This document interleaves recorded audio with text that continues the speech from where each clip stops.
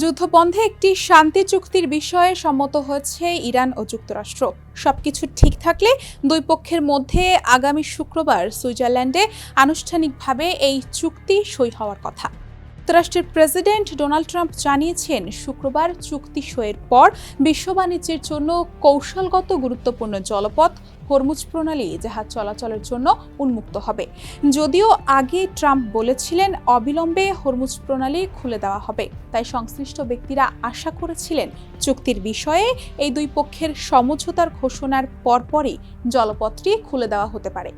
এপির খবরে বলা হয়, পরবর্তী সময়ে ট্রাম্প স্পষ্ট করেন যে চুক্তি সই হওয়ার পর হরমুজ প্রণালী খুলে দেওয়া হবে। চুক্তির 14টি বিষয় বিস্তারিত প্রকাশ করেছে ইরানের রাষ্ট্রীয় সংবাদ মাধ্যম। এতে ইরানের বন্দরগুলোর ওপর আরোপিত মার্কিন নৌ অবরোধ প্রত্যাহারের বিষয় রয়েছে। বলা হয়েছে, চুক্তির 30 দিনের মধ্যে এই অবরোধ প্রত্যাহার করা হবে।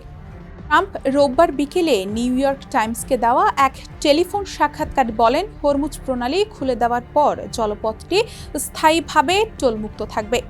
অর্থাৎ এই প্রণালী দিয়ে চলাচলকারী জাহাজগুলোকে কোনো টোল দিতে হবে না। 28 ফেব্রুয়ারি ইরানে হামলা চালায় যুক্তরাষ্ট্র ও ইসরায়েল। ইরানও পাল্টা জবাব দেয়, ফলে অঞ্চল জুড়ে সংঘাত ছড়িয়ে পড়ে।